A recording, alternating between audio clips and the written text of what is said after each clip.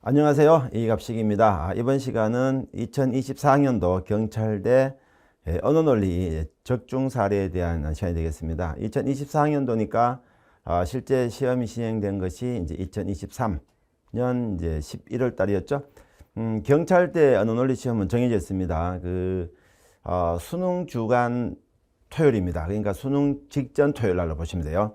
이제 수능이라는 이제 큰 시험이 있고 나면 바빠지기 때문에 수능을 치기 전 토요일 날, 이게 경찰대 시험 날짜다라고 봐도 무방할 겁니다. 아직은 발표가 나지 않았지만 2회 동안 이제 시험을 봤죠. 그래서 원래 준비한 학생들은 거기에 맞춰 준비하시면 되실 텐데, 오늘 제가 설명드리고자 하는 바는 제목대로 제가 적중시켰던 문제에 대한 설명입니다. 그래서 근데 적중을 했다라는 것을 설명하기 위해서는 기출문제를 봐야 되겠죠. 물론 문제풀이 강좌는 아닙니다. 그래서 이 수업은 제가 문제 하나하나를 풀어주는 강좌는 아니기 때문에 그 점을 보시지 마시고 어떤 문제가 출제되었고, 그리고 이갑식 수업을 들어야 된다라는 의미보다는 실제 수업에서 어떤 문제로 다뤄지고, 그리고 여러분이 수업에서 어떤 문제를 공부함으로써 이와 같은 언어논리 기출문제를 이제 우리가 대응할 수 있을 것인가에 대한 시간으로 보시면 됩니다.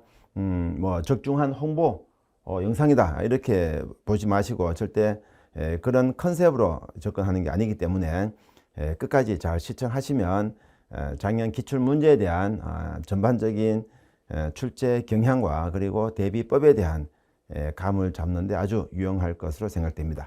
추가적인 적중 사례 이외 출제 경향 관련된 문제라든가 그리고 실제 해제 영상 같은 경우는 나중에 따로 제가 촬영에 올리도록 하겠습니다.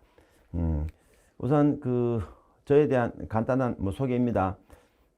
이미 많은 영상에서 공개됐습니다만 김영편입학원에서 지금 현재 경찰대 이제 언어논리랑 그리고 연고대 편입 논술을 강의하고 있습니다. 지금 현재 편입에서 논술로 본 학교가 연대고대입니다. 아마 경찰대 준비하신 학생들 정도 수준이라면 연고대랑 이제 큰 차이가 없죠. 경찰대가 어떻게 보면은 연고대보다 조금 더 상위 클래스 학교라고 볼 수 있긴 한데, 그걸 떠나서 이제 준비하시는 과정에서 연고대, 경찰대 같이 준비하시는 것도 아주 좋은 아마 편입 전략이지 않을까 싶어요.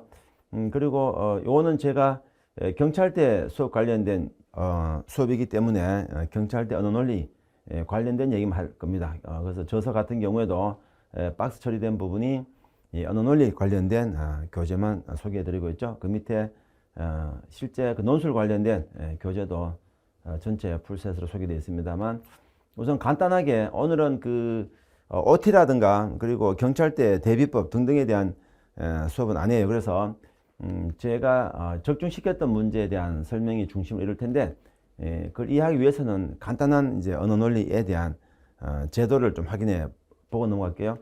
우선 경찰대 언어논리는 이제 25문항입니다. 필기시험과 기타 실기 등등 서류 등등 되어 있는데, 필기시험이 두 과목이죠. 영어시험하고 언어논리하고. 영어시험과 각각 60분씩 100점 만점, 총 200점 만점인데, 영어는 40문항입니다.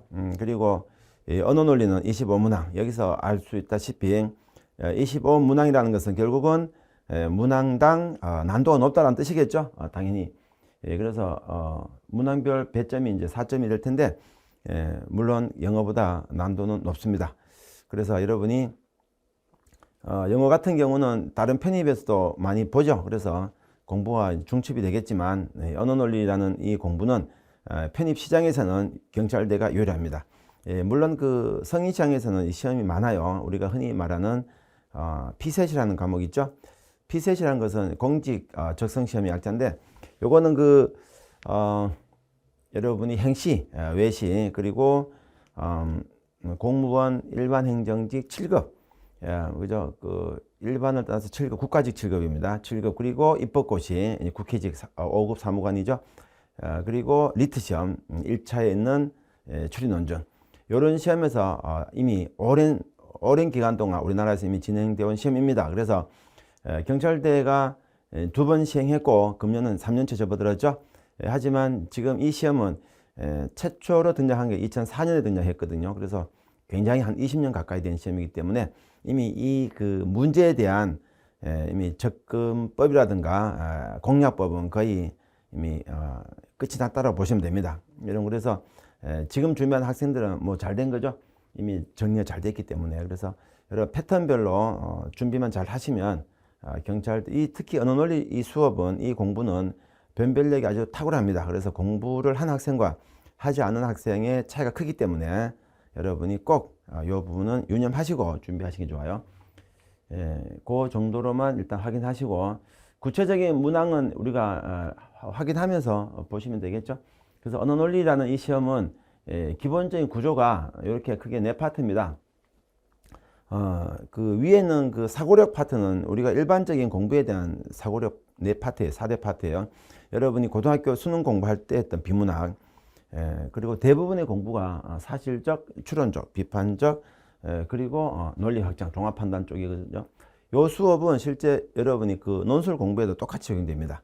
그래서 사실적 사고와 관련된 것이 이제 언어 이해 쪽이고, 물론 그 언어 이해 쪽에서도 그 이상 다른 문제도 물론 많습니다. 근데 기본적인 포인트가 그렇다는 뜻이고, 추론적 사고는 이제 추리 추론, 비판적 사고는 논증 비판, 그리고 논리 확장 종합 판단인데, 그래서 지금 현재 그 밑에 있는 언어 이해, 추리 추론, 논증 비판, 종합 판단, 요 분류가 경찰대가 직접 발표한 분류표입니다.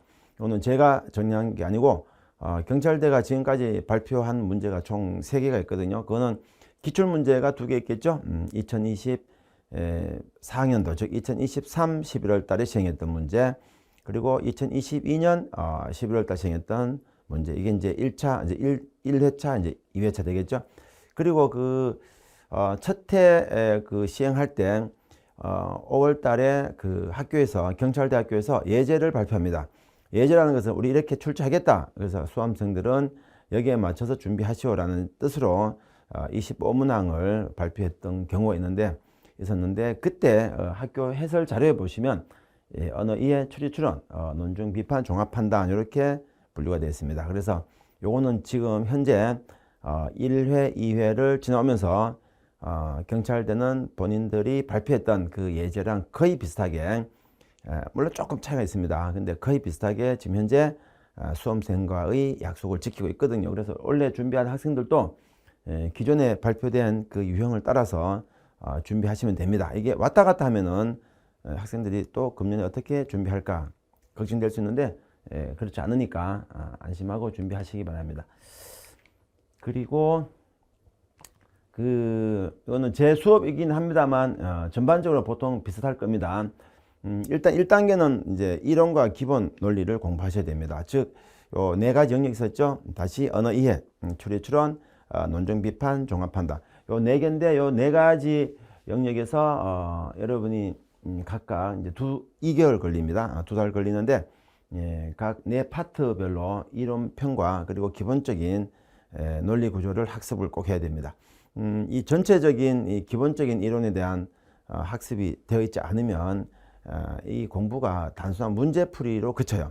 여러분이 객관식 공부의 약점은 자칫 문제풀이가 문제풀이에 그쳐버리면 실전에서 응용된 문제에 우리가 접근할 수가 없어요. 그래서 반드시 이론을 꼼꼼하게 챙기는 것이 지금 1단계. 2단계는 정점과 논리입니다. 이거는 뭐냐면은 주제편으로, 즉 그래도 논리도 논리이지만 실제 언어 논리가 주로 선호하는 문제가 많습니다. 이게 그 피셋하고 조금 다른 결을 보이는데, 피셋은 그 공무원 적성 시험이거든요. 공직 적성 시험인데, 그래서 공직자로서의 어떤 것을 조금 더 확인합니다. 그래서 인문학 쪽에 철학이라든가 그리고 역사라든가 이런 문제가 꽤 많이 나와요. 근데 경찰대는 과학 지문이 좀 많은 편입니다. 그래서 경찰이라는 신분도, 경찰대생이라는 신분도 물론 장차 그 경찰 공무원으로서 꿈을 갖고 있는 예비 경찰관이기 때문에, 예비 경찰 간부이기 때문에 물론 그런 부분도 강조할 것처럼 보이는데 약간은 의외입니다. 그래서 주로 과학 지문을 통해서 정말로 논리 쪽에 있는 문제를 좀 많이 활용합니다. 아마도 이게 요즘은 문이과가 통합되긴 했지만 문이과 구분이 없는 상황에서 인문학 쪽에 있는 보통 우리가 문사철 그러거든요. 그래서 그 역사라든가 그리고 철학 쪽의 지문들이 좀 많아버리면 자연계 쪽에 치중된 공부를 한 학생들도 있을 수 있으니까 분리할 수 있죠. 그래서 과학 지문이 좀 많이 나오고 있긴 한데 그거는 아마 그 이유보다는 제 생각에는 문제 만드는 형식이 과학 지문을 갖고는 논리학을 만들기가 되게 수월합니다. 그래서 아마 그 이유가 크지 않는가 싶어요. 그래서 쟁점과 논리 파트에서는 주로 빈출되는 쟁점을 중심으로 우리가 문제 풀이 연습을 해보자라는 것이 취지입니다. 그 다음에 3단계는 심화 과정입니다. 이때부터는 자 추리 추론 심화부터 다루는데 보통은 이제 순서가 언어 이해 쪽이 언어 이해 추리 추론 그리고 1번부터 7번까지 언어 이해입니다. 그리고 이제 8번부터 원래 14번까지가 추리 추론인데 그거는 한 번은 왔다 갔다 합니다. 이번에 2024학년도는 14번이 원래 기납 추론 그래서 도표 해석을 둘러싼 문제가 나오는데 그게 나오지 않고 그래서 그냥 2013번까지 6문항이 추리 추론 나왔어요. 보통 7문항인데 1문항 정도 차이인데 큰 차이 나지 않으니까 너무 신경 쓸 건 없어요. 그래서 그리고 세 번째가 논증 비판이 보통 6문항으로 되어 있지만 이번에 7문항 나왔고 종합 판단은 21번부터 25번까지 5문항입니다. 그래서 각각을 제가 이제 심화편으로 해서 조금 더 어려운 문제 위주로 해서 다루는데 거기 3단계가 추리 추론 심화부터 다릅니다. 왜 언어 이해를 먼저 다루지 않느냐 하면은 언어 논리라는 이 과목을 관통하는 가장 핵심적인 파트가 추리 추론 파트입니다. 여러분 그래서 추리 추론 파트를 가장 탄탄하게 만드는 것이 언어 이해뿐 아니라 논증 비판 종합 판단까지 아우를 수 있다 보시면 되는데 맨 처음에 공부할 때 1단계에서 공부할 때는 당연히 여러분이 언어 이해부터 공부하셔야 돼요. 그리고 주제를 공부하시고 그 다음에 추리 추론을 먼저 섭렵을 하시고 그 다음에 다시 이제 언어 이해로 돌아갑니다. 그리고 논증 비판 그리고 종합 판단로 가시면 되고 자, 그 다음에 6단계 요거는 이제 10월달 정도가 돼요. 10월달은 당연히 이제 모의고사 공부하셔야 되겠죠. 그때 가서 뭐 이렇게 이론편 공부하고 있으면은 시험이 11월 수능 주간, 그죠? 수능 직전 토요일 날 이렇게 보시면 돼요. 수능 직전 토요일 날. 수능 직전에 있는 토요일이 수능이 보통 수능이 항상 목요일 날 시험 보죠. 목요일이니까 한 5일 전쯤 되겠다. 그죠? 그렇게 보시면 돼요. 그래서 6단계 이렇게 해서 우리가 연간 준비를 하시면 된다. 오늘은 제가 그 적중 사례 시간이라서 요 상세한 뭐 설명을 생략합니다. 제 수업이다 보니까 제가 어떻게 수업하는지에 대한 간단한 소개입니다. 그래서 일단 저는 뭐든지 공식화 시켜서 여러분이 실제 시험장에서 빨리 연상시키는 것을 가장 중요하게 생각하고 그리고 모든 수업을 제가 직접 만든 교재를 갖고 수업하는 걸로 아주 정평이 나 있죠. 그리고 아마 김영 편입에서 가장 많은 교재를 쓴 강사로 알려져 있을 겁니다. 그리고 해설 자료가 언어 이해 쪽은 언어 논리 쪽은 아주 해설 자료가 물론 제가 직접 어느 하나도 긁지 않은 복사하지 않은 제가 직접 해설을 다 아주 독보적인 해설 자료로 아주 유명하죠.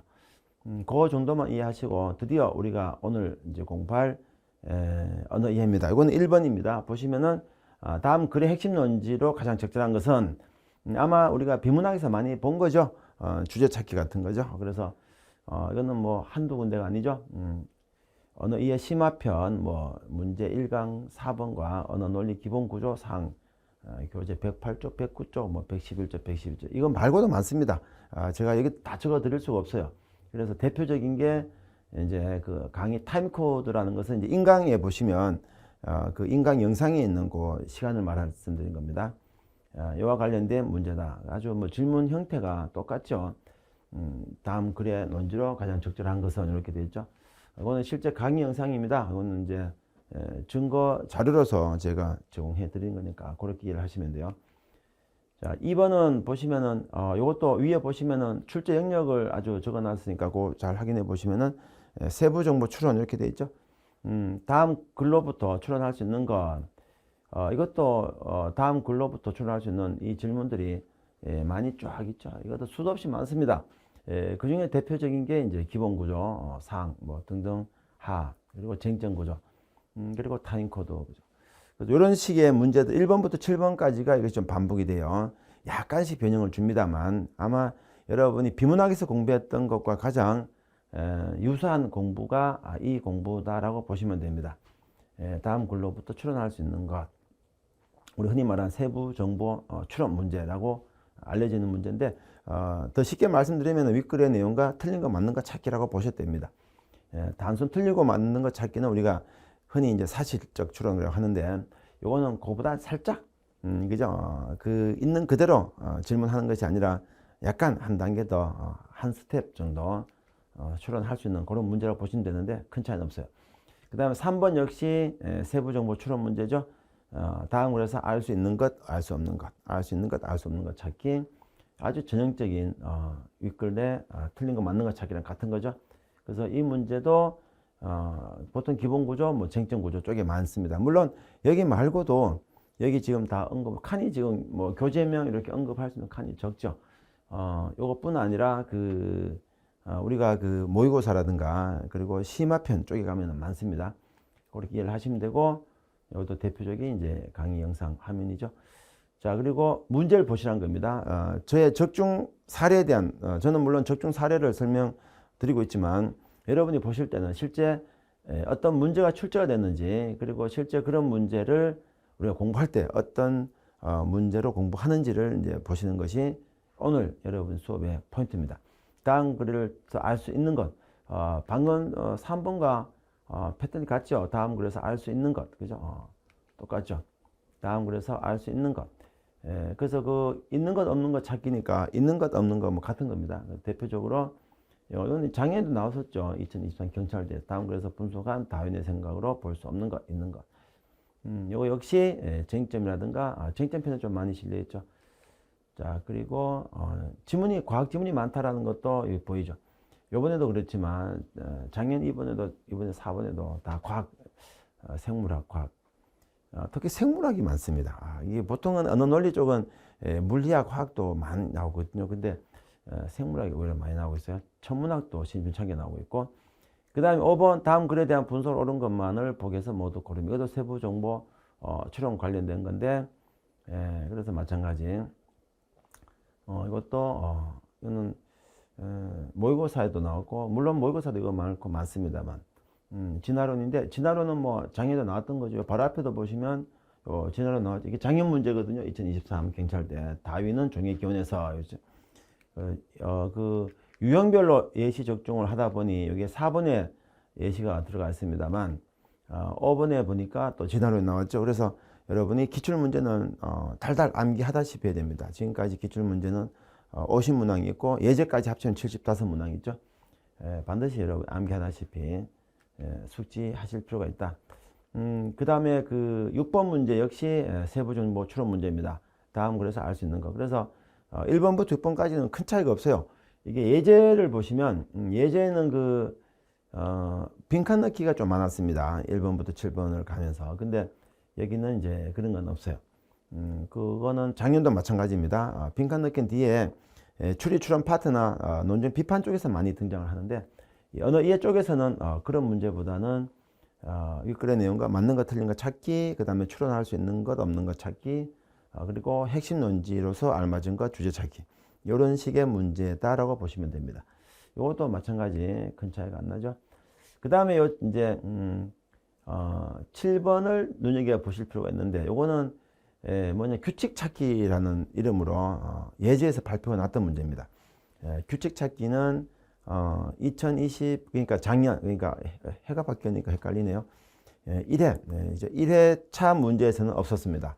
예제는 발표 났었지만 1회차 문제는 없다가, 그런데 이번에 다시 또 발표가 나서요. 등장했어요. 언뜻 보면은 여기는 지금 제가 그 문제를 그 캡처해서 옮기다 보니 전체를 다 캡처할 수 있는 공간이 안 돼서 앞부분만 캡처했는데, 이게 이제 복잡한 이제 기호의 어떤 규칙성을 찾는 문제인데, 언뜻 보면은 이것이 언어 우리가 추리 추론 파트로 보셔도 됩니다. 추리 추론 파트에 이제 논리학 쪽이 많으니까. 근데 경찰대 분류가 중요한 거죠. 경찰대가 예제에서 분류할 때 이런 형식의 문제를 언어 이해 쪽에서 규칙 찾기로 분류했습니다. 그래서 아주 엄밀한 우리가 보통 논리명제, P면 Q이다. 조건명제, 전권, 후권 따져서 하는 거죠. 논리법, 논리합, 조건명제 주로 세 가지 논리명제가 주로 활용됩니다. 그러다 부정명제가 있긴 하지만 그건 별거 아니니까. 그래서 그거 위주로 해서 우리가 그 도구들을 갖고 문제를 푸는 것이 8번부터입니다. 예, 추리, 추론 파트거든요. 논증, 비판까지 해서 종합 판단까지 쭉 갑니다. 그런 형식이. 근데 앞에 이제 1번부터 7번까지는 1번부터 7번까지도 그런 논리가 써먹기도 해요. 하지만 그래도 대부분은 이제 언어 이해 쪽이죠.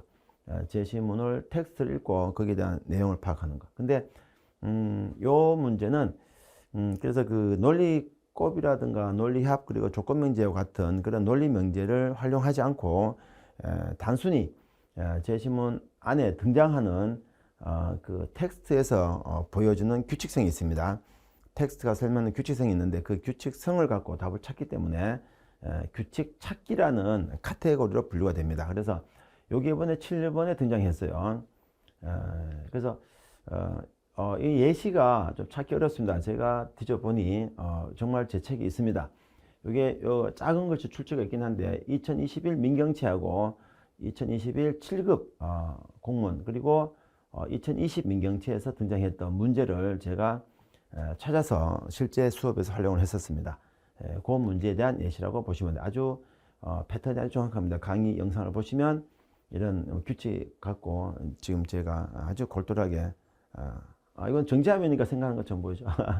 물론 강의를 이제 열심히 하고 있는 장면인데 그래서 이게 추리 추론처럼 풉니다만 그 정도 어렵지는 않습니다. 약간의 어떤 느낌이냐면은 저는 이제 그런 느낌을 좀 IQ 테스트 같은 느낌. 그래서 풀다가 이게 그냥 이렇게 생각을 좀 그죠 잘 굴리면 답이 나온 듯한 이거는 그래서 조금 연습이 좀 필요합니다. 그리고 여기 8번부터가 학생들이 이제 갑자기 천당과 지옥을 왔다 갔다 한다고 표현하는데 1번부터 7번까지 언어 이해입니다. 언어 이해라는 것은 여러분이 비문학과 가장 가까운 문제다라고 보시면 돼요. 그래서 수능을 거쳐온 세대이기 때문에 그런 문제는 익숙합니다. 근데 8번부터 갑자기 난도가 점프합니다. 논리 퍼즐 그럽니다. 추리 추론 파트에 맨 먼저 한 서너 문제. 자, 추리 추론 파트는 7문제로 구성이 됩니다. 이번에는 6문제 나왔죠. 근데 7문제, 6문제 정도인데 그 7문제라고 보시면 되고 거기서 그 전반부 한 서너 문제, 3문제 또는 4문제 정도가 논리 퍼즐로 구성됩니다. 예제에서 발표될 때는 이 8번이 논리 퍼즐이 아니고 그 논증 분석글에서 그래서 약간 언어 이해와 그 추리 추론 사이에 약간의 그 두 가지 성격을 담고 있는 듯한 조금 정체성이 애매한 문제가 8번에 등장했습니다. 예제를 보시면 그렇게 되었거든요. 근데 이게 그 1회, 2회를 거쳐오면서 8번부터는 그냥 냅다 논리 퍼즐로 가고 있습니다. 보시면은 대표적인 논리 퍼즐이 있는 겁니다. 참일 때 참인 것, 참일 때 참인 것. 문제 보시면은 다음 글의 내용이 참일 때 참인 것 이렇게 되어 있죠. 이런 문제는 여러분이 그 언어 논리 공부의 가장 핵심입니다. 이 문제가 25문항 통틀어서 여러분한테 가장 논리학의 지식을 동원해서 풀어야 되게끔 하는 문제가 바로 논리 퍼즐입니다. 학생들도 가장 어려워하고. 근데 제가 수업을 해보면 좀 익숙해진 학생은 굉장히 익숙해합니다. 오히려 1번부터 7번까지가 오히려 더 힘들다고 하는 학생이 나중에 점점 많아져요.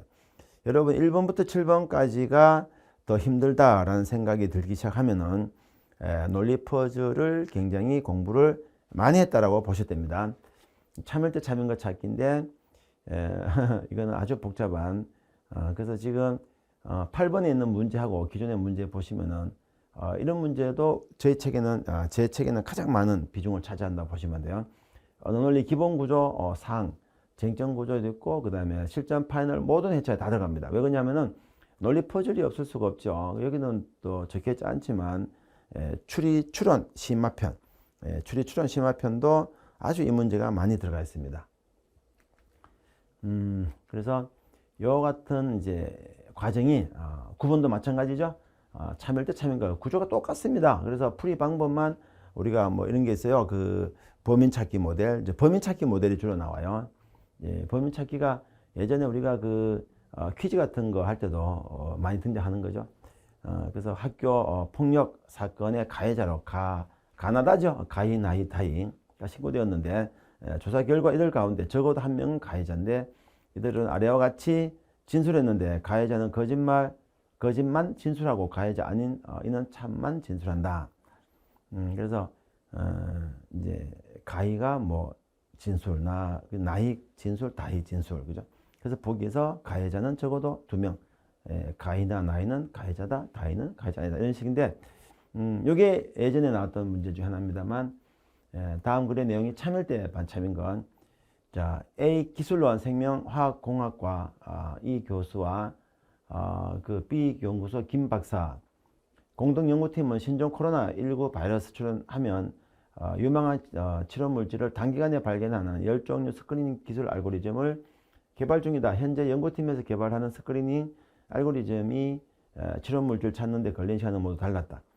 연구원들이 자리를 비운 사이 누군가 스크리닝 기술의 핵심 알고리즘 기밀자를 훔쳤다. 경찰은 수사 끝에 새벽 기후 상우 일남을 용의자로 지목해 연구소 당일 상황을 물으며 이들을 신문했다. 이들은 연구소에서 개발하는 10종류 스크리닝 기술 알고리즘 범인들이 이렇게 답변했다 해서 답변 진술 쭉 나옵니다. 똑같은 구절 띄고 있죠. 밑에 물론 더 얘기 더 붙어 있습니다만 그렇게 보시면 돼요. 그래서 여기 아주 전형적인 8번 그죠? 전형적인 문제라고 보시면 되고 그래서 막 풀어가는 여기도 끝에 보시면 여기도 지금 여기는 요 밑에는 화면이 여기 있습니다만 그래서 자 수사 결과 이들은 각각 참만을 말하거나 거짓말만을 말한 거 드러났다. 그리고 한 명만 그죠 거짓 범인임이 드러났다. 이런 식이죠. 그게 이제 여기서 보시면은 여기도 그죠 뭐 몇 명만 범인이다 아니다 그죠 이런 식으로 한 명만 가해자다 등등 나오죠. 이런 조건을 다양하게 줍니다. 똑같습니다. 똑같아. 풀이 방법은 여러분 훈련만 되면은 이런 문제는 그냥 풉니다. 근데 처음 해보면은 너무 어렵습니다. 그래서 다음 9번도 마찬가지 9번 갔다 제가 8번을 다시 갖는 이유가 이 8번 모델이 가장 기본적인 모델이라서 그래요. 다음 글의 내용이 참일 때 반드시 참인 것만을 보기에서 모두 고르면 최근 땡땡 기관은 정보 분석관을 적어도 한 명 채용하려는 그죠? 정보 분석은 아래 조건을 갖춰야 된다. 해서 조건을 갖추고 어떻게 채용할 것인가. 그죠? 얘도 마찬가지죠. 문제 7번 나왔던 건데 수업했던 내용. 다음 글의 내용이 참일 때 반드시 참인 것. 자, 교수 갑에서 갑을 병정 중에서 적어도 한 명을 국가공무원 5급 및 7급 민간 그죠? 경력자 일괄 채용 면접위원으로 위촉한다. 뭐 채용한다는 뜻이죠. 위촉 조건 다음 같다. 똑같죠. 왼쪽 오른쪽 그죠. 그래서 소재까지 같죠. 어떤 채용에 관련된 그래서 조건을 주고 나서 이와 같은 것이 참일 때 반드시 참인 것은 보기에서 모두 골라라. 그죠? 형식과 내용 모두 아주 똑같은 적중된 그런 예시라 보는데 이런 문제가 아주 무수히 많습니다. 실제 수업 사례죠. 요건 아주 막 제가 강의 이제 화면에 일부가 나와 있긴 한데 바로 조건 명제 쓰면서 막 접근하고 있잖아요. 이런 문제는 다 전형적인 논리학 문제다라고 보시면 돼요. 그와 같은 문제 이어지고 있는 거죠. 10번도 마찬가지입니다. 그래서 순서 짝인데 이것도 다음 조건 따를 때 각 위원회 법안 검토 순서에 가능한 조합으로 옳은 것은 왼쪽도 이제 이 순서를 결정하는데 충분한 정보는 이렇게 묻고 있죠. 그래서 범인 찾기 그리고 8번은 범인 찾기였고 이제 9번은 이제 채용 그죠? 채용. 여기 오늘은 이번에 안 나왔는데 수강 신청 모델 아주 유명합니다. 수강 신청이 뭐 이렇게 겹치고 했을 때 요거는 또 그 순서 정하기 이렇게 해서 이제 8번, 9번, 10번 여기까지일 때도 있고 하나 더 갈 때도 있습니다. 이번에는 11번까지가 이런 식이 나왔죠. 참일 때 참인 것. 그래서 요 문도 마찬가지 같습니다. 그래서 8번, 9번, 10번, 11번은 변별력이 아주 뚜렷합니다. 공부가 된 학생은 금방 풀지만 처음 본 학생은 좀 쉽지가 않은. 자, 그리고 이것은 다음 글에 출연한 방법 뒤에 따라 옳게 출연한 것만을 보기에서 모두 고르면 다음 글에 대한 분석으로 적절한 것만을 보기에서 모두 고르면 이것도 같은 논리예요. 그래서 12번 그죠? 이거는 결론이 길긴데 그래서 마지막에 이제 어떤 결론을 뽑아내는 문제다라고 보시면 되고 그 다음에 13번 문제 이거는 언뜻 보면은 다음 빈칸에 들어갈 진술로 가장 적절한 것은 되어 있지만, 이거는 언어 이해 쪽과도 비슷하죠, 사실은. 근데 언어 이해 쪽과도 비슷한데 그 언어 이해와 좀 다릅니다. 언어 이해는 제시문 내용에 대한 것으로 보통은 질문이 이루어지지만 여기는 논리학이 들어갑니다. 그 차이에서 논리학적인 접근을 좀 많이 요구하거든요. 단지 그런 것을 이제 빈칸을 통해서 13번은 빈칸. 그러니까 예제도 그랬고 1회차도 그랬고 점점 2회차 넘어왔고 이제 여러분 기출 문제가 2개 나왔으니까 이 빈칸에 대한 논리가 조금씩 줄어들고 있어요. 예제는 빈칸이 엄청 많았습니다. 대부분의 문제가 거의 빈칸으로 문제가 구성되어 있을 정도로, 그러니까 파트와 무관하게 4대 파트가 있잖아요. 파트와 무관하게 빈칸이 골고루 포진되어 있었는데 점점 빈칸이 좀 사라지고 있어요. 13번도 이제 이건 빈칸입니다만 빈칸 치고는 이제 늦게 나왔죠. 이런 문제가 언어 추리 추론 파트다라고 보시면 되고, 원래는 이제 여기 그 13번 이 이제 추리 추론 파트죠. 그리고 14번까지가 보통 추리 추론 파트입니다. 요 14번 문제가 원래 뭐였냐 하면은 귀납 추론이라는 건데, 요거 이제 필기해 볼게요. 요 귀납 추론이라는 게 있었습니다. 요 귀납 추론이라는 것은 예제에도 있었고, 그 다음에 이제 1회 기출에도 있었어요. 등장을 합니다. 여기 시험 번호로는 이게 14번입니다. 14번이 있고, 카테고리 상으로는 이제 언어 추리 추론 파트에 들어가 있어요. 이게 추리 추론 파트에 들어가 있는데, 혹시라도 여러분이, 자, 이거는 내년에 나올 수가 있습니다. 근데 이게 이겁니다. 그냥 그 도표 문제입니다. 도표 문제인데, 도표 문제인데 도표가 없어요. 도표 없는 도표 문제다라고 보시면 됩니다. 도표로 되어 있는 것을 이렇게 텍스트로 바꿔놓은 겁니다. 그러니까 우리가 표라는 게, 이렇게 표라는 게 이제 말로 할 수 있는 것을 표로 만든 거잖아요. 그죠? A 학원이 있고 B 학원이 있으면은 얘들은 이제 수강료가 얼마다, 그리고 뭐 합격자 실적이 얼마다. 이번에 김영편이 뭐 합격생을 거의 다 휩쓸었죠. 아마 그건 여러분이 더 잘 아실 텐데, 그러면 이것이 뭐 이제 뭐 1월달 통계, 뭐 2월 뭐 이렇게 좀 갈 수 있잖아. 참 1월 합격자가 1월에 있어서 1회 통계, 그죠? 뭐 2회 등등 이렇게 쭉 갈 수 있겠죠. 그러면 이게 뭐 변화가 발생하겠죠. 이 표로 보여주면 아주 심플하게 보여줄 수 있죠. 근데 이것을 그냥 문장으로 보여줄 수가 있죠. 그래서 귀납 추론은 그 뜻입니다. 도표 문제인데 이것이 그냥 문장으로 되어 있습니다. 문장으로. 그러니까 이런 문제를 푸는 방법은 역으로 요 텍스트를 빨리 표로 다시 바꿔줬습니다. 바꿉니다. 바꾸면 표로 그럼 보이니까. 이런 문제가 귀납 추론인데, 귀납 추론이 이번에 2024학년도에는 출제가 안 됐어요. 이게 가장 큰 특징 중 하나입니다. 딱히 근데 그 예제에도 있었고, 그리고 2023년도 있었기 때문에 여러분이 버릴 수는 없어요. 버릴 수는 없는데 어쨌든 이번에 안 나왔다라고 보시면 돼요. 그래서 그러자 이제 그 14번은 이게 나오지 않고 언어 그 논증 비판으로 넘어가 버렸죠. 바로 위에 그 출제 영역 카테고리를 보시면 논증 비판이라고 되어 있을 겁니다.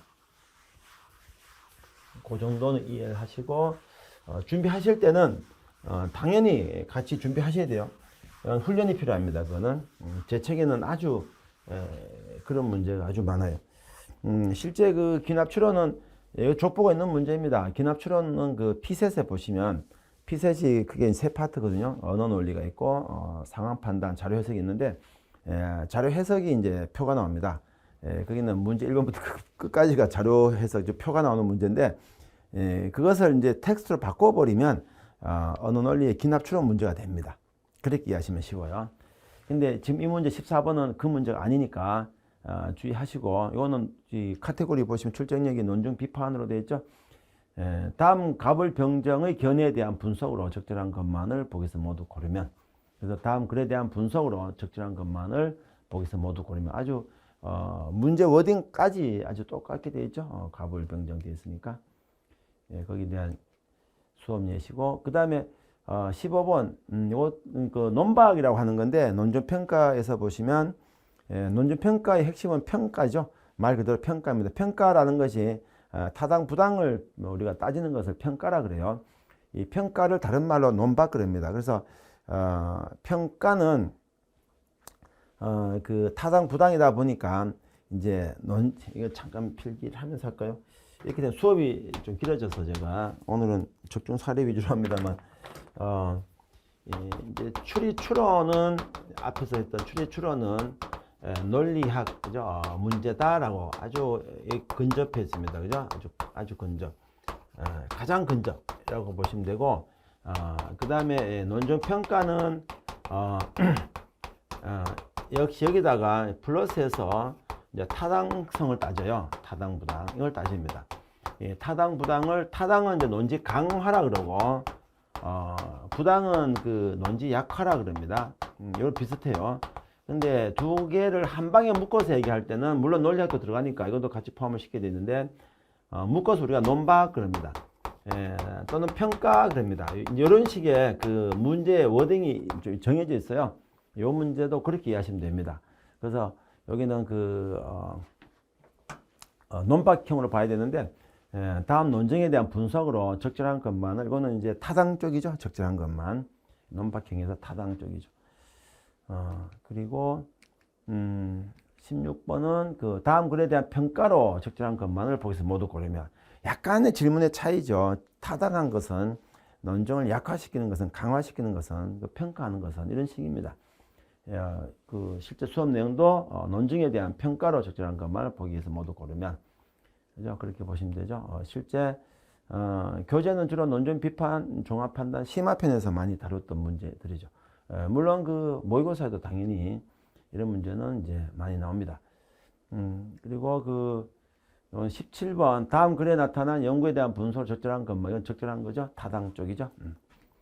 마찬가지고 그 다음에 18번 다음 글에 A에 대한 판단을 옳은 것만을 보겠습니다. 이거는 그 앞에 것까지는 제시문 전체에 대한 다음 글에 대한 나타난 요거는 뭐 연구라는 이제 소재를 던져놨죠. 그런 식으로 연구가 나올 때가 있습니다. 연구 결과 그런 점에서 아주 문제 패턴이 똑같은 문제가 17번 문제에 대한 사례였다면 18번 문제는 어떤 특정 부분을 이렇게 표시를 합니다. 뭐 A, 기억 이런 식으로 얘도 마찬가지죠. 그런 식의 문제가 많아요. 지금 적중 사례 보시면 기억에 대한 평가로 적절한 것을 이렇게 물었죠.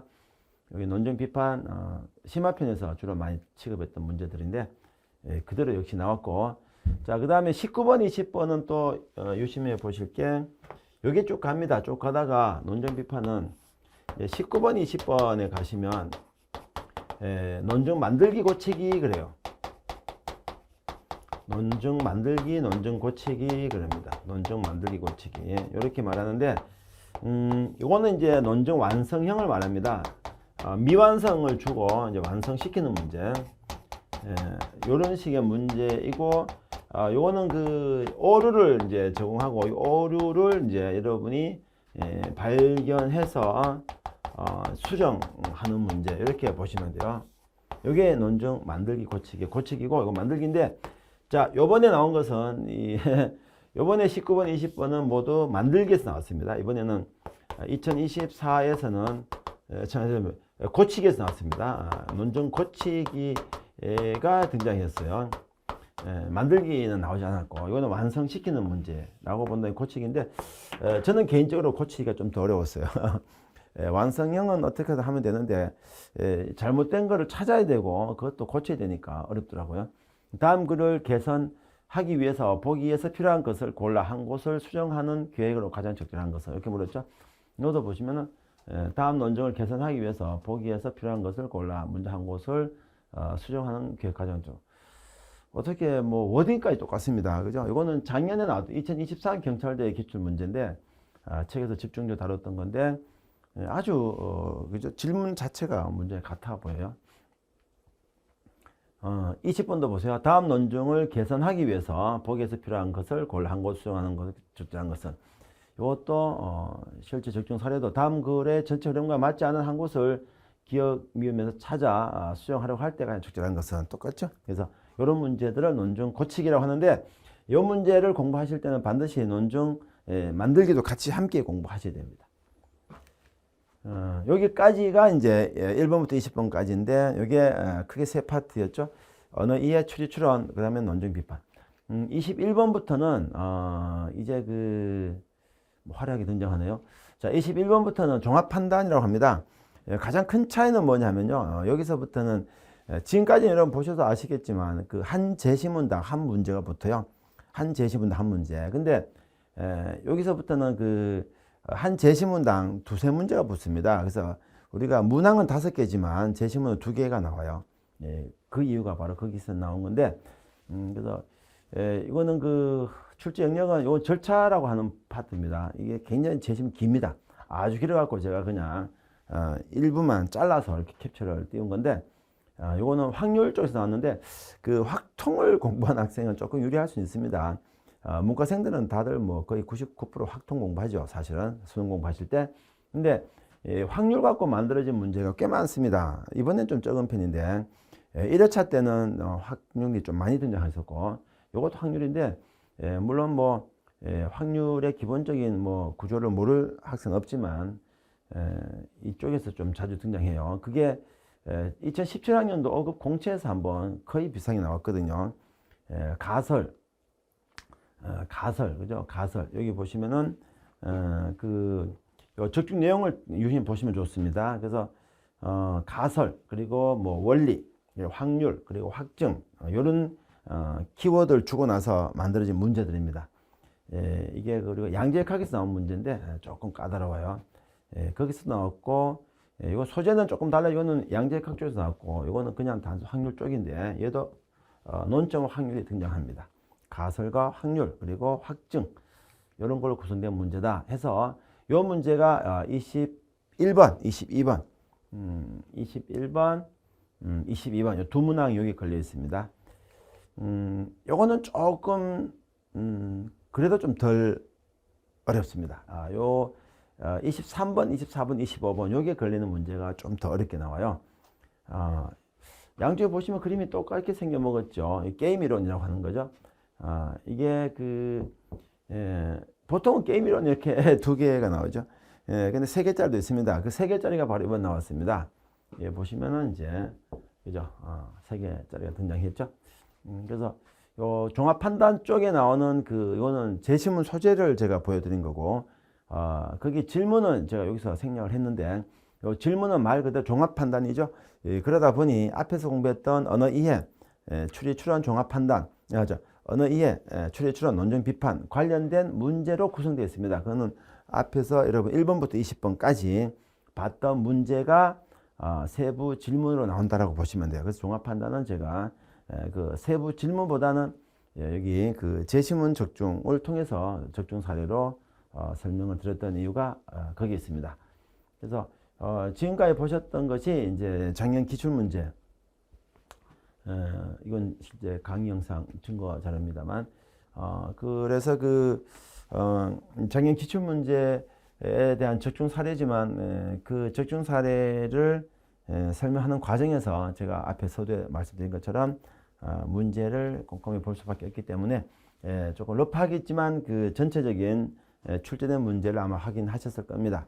그래서 실제 문제 해설 강의는 나중에 별도로 다시 올려드리는 걸로 하고, 그리고 출제 경향도 그때 함께 다시 설명드리는 걸로 하고, 오늘은 작년 문제에 대한 적중 사례의 포인트를 둔 강의였다 라고 생각하시고, 어떻게 공부하면 우리가 저런 문제에 접근하는 공부인지 조금 개괄적으로나마 정리된 시간이 되었으면 아마 유익한 시간이 아니었을까 싶습니다. 감기 조심하시고 잘 준비하시면은 이거는 경찰대 언어논리는 다른 어떤 시험보다도 공부한 효과가 아주 적나라하게 그대로 다 반영이 됩니다. 잘 드러납니다.